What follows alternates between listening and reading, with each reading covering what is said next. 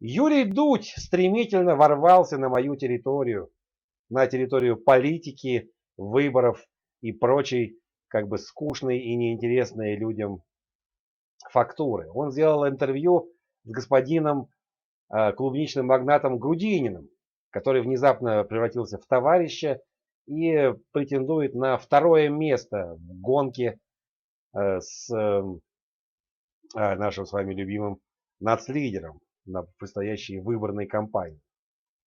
Это, безусловно, очень интересно, и этот ролик, я имею в виду интервью Дуди с Грудининым, посмотрели уже более 3 миллионов человек. Огромная цифра. Но, думаю, многие из вас или смотрели его мельком, или не рассмотрели, или вам лень тратить столько времени. Поэтому я для вас сделал небольшой дайджест этого. И давайте посмотрим дайджест этого интервью вместе. Сталин или Гагарин? Ну, это выбор очень интересный. Я думаю, все-таки Сталин, потому что если бы не было Сталина, Гагарина бы не было точно. Оказавшись перед Путиным, что вы ему скажете? Журналисты, они все-таки должны заниматься самоцензурой. Лучший лидер России за последние 100 лет, на ваш взгляд? Сталин. Темпы роста ВВП 3. Это человек, который сделал из абсолютно неграмотной страны страну с самым лучшим образованием. Он говорит, за достаточно короткий период, после, вы помните, 1945 года, после разрухи, после того, как что все было разрушено, города лежали в руинах, а строил страну так, что она запустила в космос. А напомните, кто строил вот эти заводы в Магнитогорске и во всех других местах? Советские люди. Вы упустили, по-моему, какое-то определение. Нет, советские люди. Заключенные советские люди. Нет, секунду. А кто строил Санкт-Петербург? А мы не Вы говорим, слышали что фразу о том, что Санкт-Петербург построен на костях крестьян? Конечно. И кто сделал так, что миллионы людей не получали заработную плату, не получали пенсии, миллионы погибли в бандитских разборках. Это кто? Преступник? Вы говорите про Бориса Ельцина. Подождите, я этого не говорил, это вы сказали. Ну, очевидно, что вы его имели Значит, в виду. вы имели в виду его. Вот вы же Я знали имел в виду этого человека. 90-го Так года. это преступник или не преступник? Вот Вот вы и замялись. И поэтому я бы надо, сказал, что нет. бы не было страшных вот этих вот лет, когда люди умирали практически от недокорма. Давайте представим, что Сталин пришел к власти. Как вы думаете, что с вами было бы? Вот Я бы Павлом получил Грудининым. звание Героя социалистического труда. Вместо одного самолета Ил-2, значит, в ужасных тяжелых условиях люди стали делать в день 20 самолетов. И что он писал людям, которые, ну, телеграммы какие слал, и почему они выполняли его приказы, а потом ковали обороноспособность нашей страны. Благодаря, в том числе, железной воле Сталина. Благодаря страху оказываться в тюрьме. Нет, Это были другие огромное вещи. количество, миллионы людей Да. боготворили этого человека. Вам что-то об этом говорит? Но даже мой скудный мозг подсказывает, что вас другая судьба могла ждать. О раскулачивании вы слышали когда-нибудь? Подождите секунду. То, что я в наше время вложил деньги нашего предприятия в строительство объектов для детей, для пожилых людей. Хорошо. То, что человек не имел возможности покидать страну, это справедливо?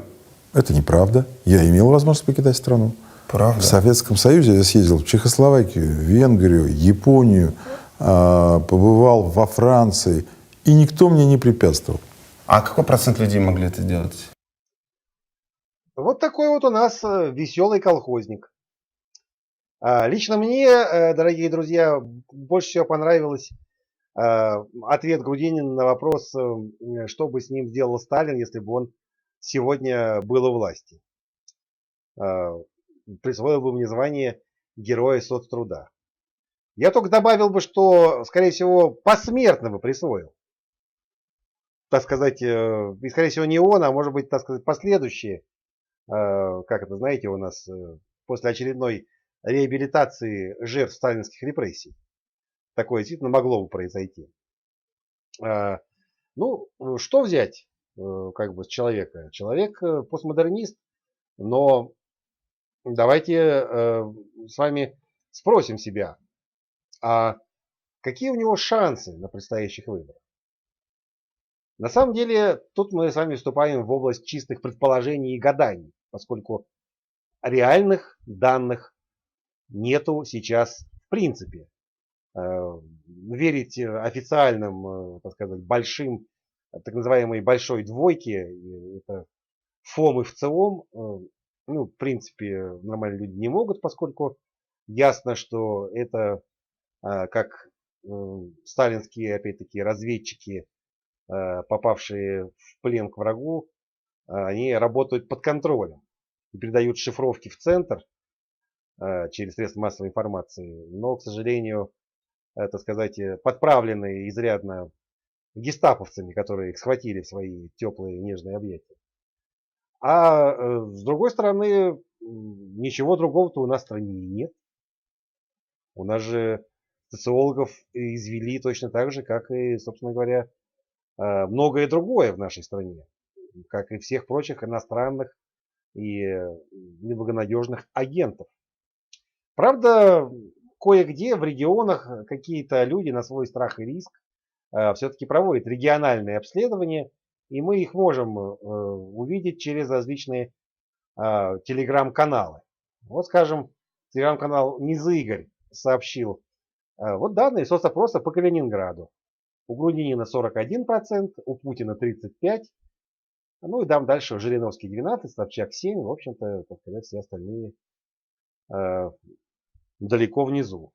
Или вот Архангельск, пожалуйста, Путин 25%, Грудинин 24,4%, Жириновский 8%, Явлинский 2%, ну и остальные, да, вот еще Собчак 3,8%. Неплохо. Или вот данные с того же Низыгоря по Томской области, они, по-моему, вчерашние. Грудинин 39%, Путин 38%, Жириновский 15%, Явлинский 4%, Собчак 3%. И так далее. Можно ли верить этим региональным данным? Ну, я думаю, что в любом случае можно верить больше, чем данным ВЦИОМа. Это, как, знаете, есть такая давняя математическая задачка. Кому верить? Тому, кто врет наверняка, или неизвестному источнику?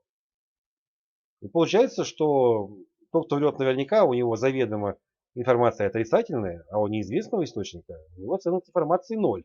А 0 это все-таки больше, чем число отрицательное. Поэтому давайте поверим пока на сегодня вот этим неизвестным для нас, неизвестным героям, региональным социологам. Получается, что это новое лицо, которое как-то удачно попало в жилу и которое достаточно правильно себя позиционирует. Тем более, что по моим сведениям, в команде Грудинина в качестве политтехнолога сегодня подвязается персонаж по фамилии Ситников. Ситников это один из старейших, наиболее известных и наиболее удачливых политтехнологов. Глава агентства «Имидж-Контакт», который, кстати, за пару-тройку месяцев до этого разругался с Ксенией Собчак, которая пыталась его привлечь в качестве ее имиджмейкера. Он ушел от Собчак со скандалом, заявив достаточно прозрачно все, что дело все в том, что у Собчак или нет денег, или она как-то не спешит, так сказать, их платить. Получается, что Ситникова перехватил Грудинин. И, честно говоря, в том, что вы прослушали, чувствуется его жесткая рука. То есть мое ухо политтехнолога в том, что происходит, слышит как бы жесткое указание. Мы на все отвечаем Сталин. Сталин это отмычка к сердцам россиян. И чем чаще мы будем его называть, тем больше у нас шансов в этой борьбе. И Грудинин, как мы видим, охотно следует этому, так сказать, завету опытного мастера. И судя по вот этим рейтингам и по шевелению, достаточно интенсивному, шорох, который доносится даже до меня, Хотя я, в принципе, конечно, не вхож в эти коридоры. В общем-то, Шухер поднял достаточно серьезно. Вопрос, однако, в другом. Я бы задал его, так сказать, уже отвлекаясь от своей излюбленной позиции наблюдателя и посмеивателя над тем, что происходит. Вопрос в том, хорошо ли это? Многие, я знаю, возбудятся. Многие даже из тех людей, которые причисляют себя к интеллигентам и к, так сказать, даже, можно сказать, прозападной ориентации. Типа, вот как классно, наконец-то у Путина появился реальный соперник, и чем черт не шутит, а может быть этот самый Грудинин на самом деле все-таки его победит, поскольку, оказывается, он поймал то, что нравится россиянам. Я скажу так, что, конечно, шансов у Грудинина, на мой взгляд, минимум, но сама эта надежда на то, что человек с такой риторикой может победить, и действительно, возможно, он отвечает глубинным чаяниям наших сограждан, лично меня ввергает скорее в глубокое уныние, дорогие друзья. Потому что, ну, вы слышали то, что говорил этот товарищ Грудинин. Это какая-то совершенно жуткая смесь. Вообще то, что наш с вами народ так активно до сих пор припадает, так сказать, к мощам товарища Сталина, честно говоря, настраивает на весьма минорный лад. И прежде всего, кстати говоря, сам этот факт, то, что не только сам Грудинин, но и, собственно, сама Компартия совершенно и не думает отрекаться от этого своего вождя, хотя она это однажды уже сделала в 1956 году. То есть фактически это ревизионизм. Компартия нынешняя все отчетливее плюет на собственный 20-й съезд, разоблачивший так называемый культ личности, и, по сути дела, на сегодня его возрождает, как мы видим. Так вот, само это обстоятельство, оно, честно говоря, пугает, потому что, честно говоря, выбирая между путинизмом и сталинизмом, я бы однозначно выбрал бы первое. Потому что путинизм, в конце концов, это всего лишь такая постмодернистская, слабая и размытая копия сталинизма. Если нам не нравится копия, то можно себе представить, как там не понравится оригинал. Вместо как бы таких постановочных и во многом муляжных репрессий получить настоящие, честно говоря, я бы не хотел. Не знаю, как вы, дорогие друзья. Ну и, конечно, вот само это наличие этого возрождения культа говорит о том, что все эти фантазии наших таких розово-слюнявых либералов на тему того, что да что вы, какая там это компартия, это же уже никакие не коммунисты, это наши, так сказать, левые, это практически уже социал-демократы, которые, вот, так сказать, все только для людей, только для бесплатного здравоохранения и так далее. Там еще Грудинин в интервью упоминает Скандинавию, я уж не стал это вставлять, что вот мы ориентируемся на Швецию, везде побеждает социализм, вот так вот, социализм forever. Так вот, конечно, скандинавский социализм и Сталин, при том, что я, видит Бог, к скандинавскому социализму отношусь с большим чувством омерзения. Но, конечно, вот этот вот такой розовый сироп, который у нас имеет место в той же Норвегии, Швеции и так далее, и такой красный, как кровь, режим Сталина, ну просто смешно сравнивать. По сути дела, мы видим это и здесь. Грудинин нам говорит, что с одной стороны у нас Сталин обеспечивает темпы роста на 15%, и это замечательно, у нас становится великая держава. А с другой стороны, как бы вот мы все любим Сталина, потому что у нас будет бесплатное здравоохранение. Ну, что тут можно сказать? На самом деле это, конечно, несовместимо. Или есть ставка на то, что все вперед, строим экономику, плевать на жертвы, зато мы будем великие и у нас будут китайские темпы роста. Или мы говорим, что самое главное это, чтобы все жили хорошо, чтобы не было конфликтов, чтобы не было богатых и бедных, а чтобы все было ровненько, гладенько и все друг друга любили. Как это вот как бы скандинавский социализм. Такое вот всеобщее выравнивание ради неких идеалов и всеобщей толерантности. Одно-то на самом деле противоречит другому. Это как бы ужа и ежа собираются запрячь наши коммунисты и вешают эту лапшу на уши доверчивому народу. С одной стороны, у нас все будет жестко, и мы всех будем карать по законам военного времени. Так сказать, и в ГУЛАГе-то сидели люди за дело сидели. Хотя, конечно, там был почти курорт. А с другой стороны, как бы вот самое главное, это чтобы было побольше детских садов, и чтобы они были бесплатны. Извините, на самом деле или так, или так. Или все, так сказать, копают котлован под присмотром, так сказать, людей с ружьями. Или мы создаем вот это самое царство всеобщего благоденствия. Нет, не может быть одновременно. А Грудинин совершенно откровенно гарантирует, то есть вспоминает фактически, возрождает этот самый культ личности Сталина, и народ на это ведется. Народу нравится. То, что совершенно неизвестный прежде человек так вот лихо уже начинает, я думаю, что уже начинает в каком-то смысле, соперничать с Путиным. А это просто говорит о том, что действительно Путин-то падает жертвой именно своей вторичности. Ведь он же действительно, это как бы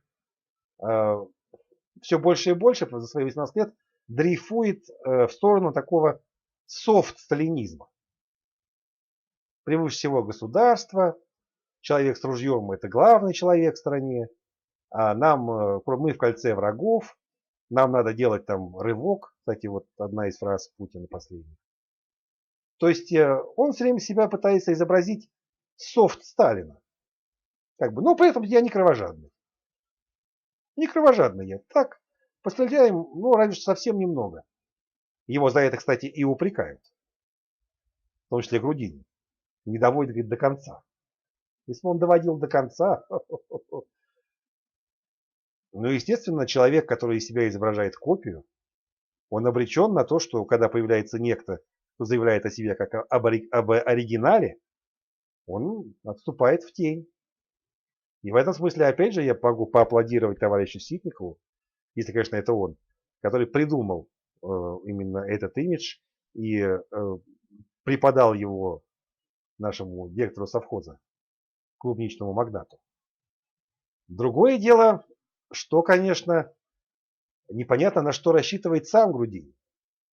Видели, там я вставил кусочек, когда его спрашивает, а что бы, ехидный Дудь его спрашивает, а что бы вы, типа, думаете, что бы вам сделал Сталин, если бы он стал во главе государства? И он, ничтоже сумняшися, заявляет, что он бы дал мне герой соцтруда. Я бы только добавил, конечно, дал бы, но посмертно, может быть. И то это сомнительно. Потому что ведь это какая-то удивительная в данном случае то ли издевательство над здравым смыслом, то ли это такая какая-то именно советская наивность, когда просто мозг в какую-то сторону не работает, хотя это странно для миллиардера, кем является Грудинин. Ведь он же ведь реально буржуй. Это же буржуй. Это даже не кулак, как его там ласково называет Дудь. Это именно буржуй. Человек, который владеет землей, владеет средствами производства, и который, если мы переходим на коммунистическую идеологию, занимается эксплуатацией трудового народа. Что бы его ждало при товарище Сталине? Просто на самом деле смешно сравнивать. И смешно такой вопрос задавать. Но нет. Все нас кругом нас окружает с вами какой-то постмодернизм. Но даже не это печально. Все эти вот нестыковки, логические провалы, то, что люди все думают, что с одной стороны их будут ласково расстреливать, но с другой стороны будут о них при этом очень хорошо заботиться. И это как бы хрен с ним. Это все как бы людям нету такой задачи быть умными. Но эмоционально вот что страшно в этих людях. Это же люди, которые превозносят Сталина, это реально они показывают, что в них лежит какая-то глубинная заниженная самооценка. Причем настолько низко опущенная самооценка, что люди даже свою жизнь не ценят. Это же, если разбираться в этом по-настоящему, это стремление к смерти такой, фрейдовский танатос. Типа, когда человек говорит, что всех убьют, но меня не тронут, психолог вам объяснит, что это показывает ведь на самом деле, что человек-то понимает, что его тоже, конечно, убьют. И он с этим согласен. Потому что считает, что есть за что. А в общем, у всех остальных. Самая тяжелая проблема наших людей – низкая, очень низкая самооценка. В том числе самооценка ценности их собственной жизни. Из-за этого все эти вот агрессивные порывы, куда-то идти, кого-то там завоевывать, с кем-то бороться, лучше со всем миром сразу. Это вот в последнее время появившаяся апология атомной бомбы. Печально это все. Грудинин наступает в данном случае как градусник, который засунули в попу нашему богоспасаемого народа померить ему температуру. И, к сожалению, шкала заходит в красную зону. Слушаем интервью Дуди, посвящаемся. Всем пока. Вставай, проклятием заклейменный, весь мир голодных и рабов. Кипит наш разум возмущенный, и смертный бой идти готов. Суровые годы уходят, борьбы за свободу страны. За ними другие приходят, они будут трудны. Спасибо, товарищи. Сердце просто загорелось. Спасибо.